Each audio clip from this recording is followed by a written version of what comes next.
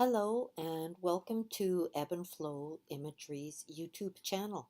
Marnilynn here, and today we are going to be working on a page that's called Under H2O or Underwater.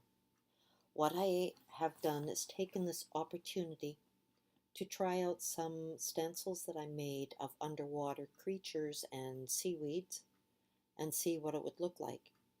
So I created 3 different stencils of koi fish and the big um, the big seaweed in the middle of the page, and then there's 2 other places on the page of my seaweed, and I just put them on and started coloring.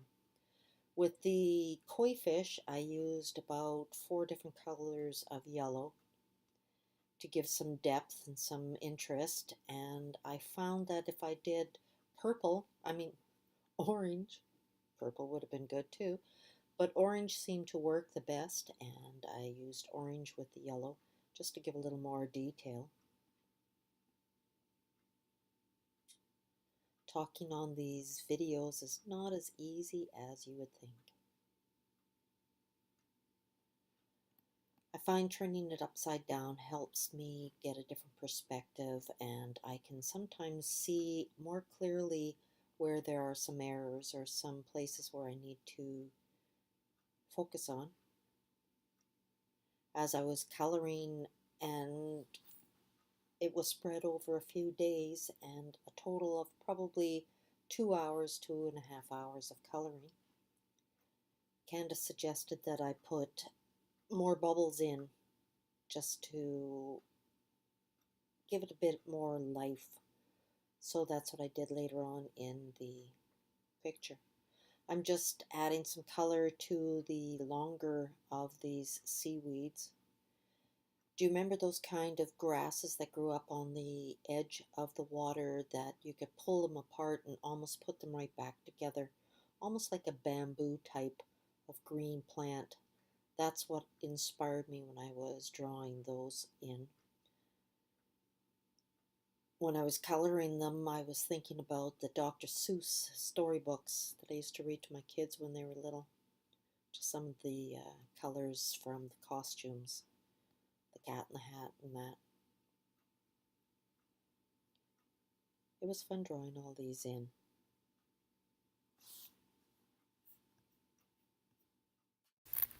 I'm really enjoying doing all of this coloring and have spent several weeks working on all of these videos.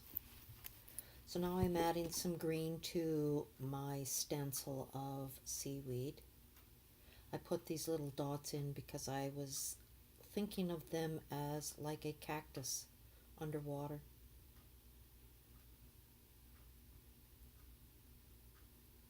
It always looks so much faster, obviously, but faster with the coloring. It's almost like painting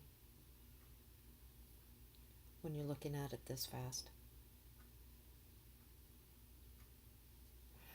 Looking at the beginning of the video compared to the ending, I added a lot of detail to this as I was going along.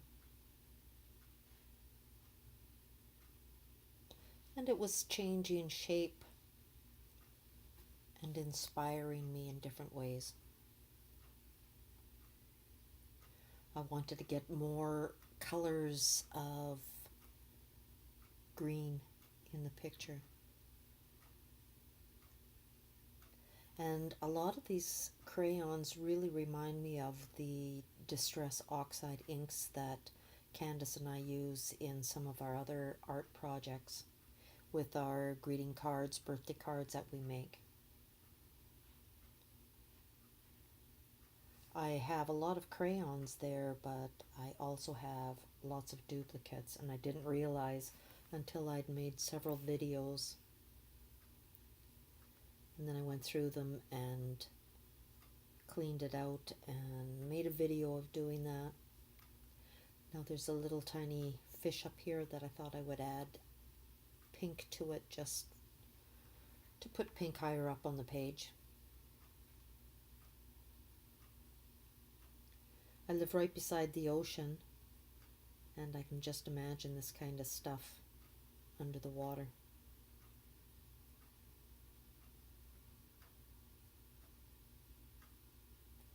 You can hear the clock ticking in the background in my room. I'm adding some colors to the rocks on the bottom, because when I look at fish tanks in the stores, you see lots of really pretty colored rocks in the bottom. And I can imagine the fish probably get off on all the different colors.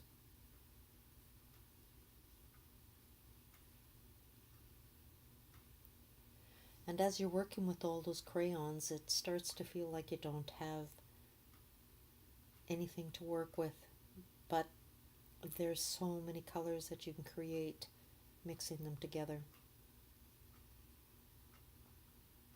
Some of these pencil crayons I've had probably 20 years, 30 years.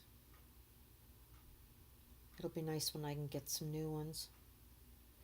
I tend to use what I have instead of going out and buying brand new.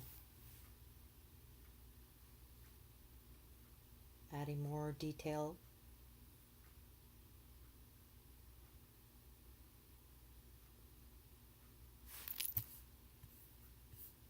Because you can never have enough detail.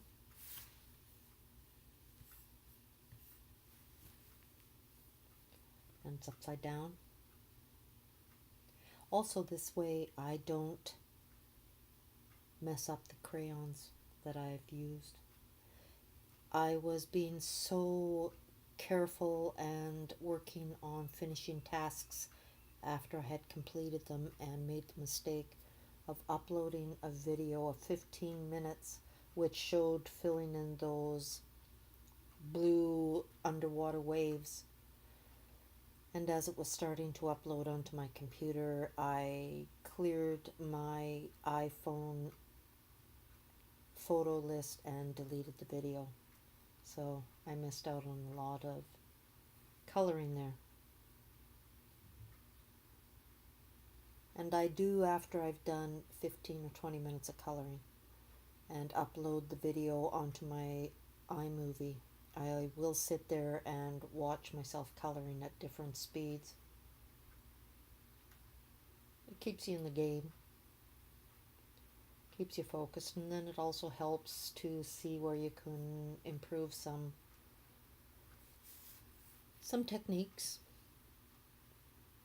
Trying to figure out which blues I want to use. Giving some motion with the fish swimming.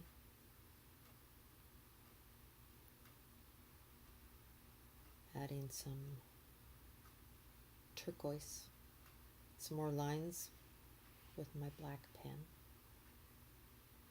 Just wanted to look more live.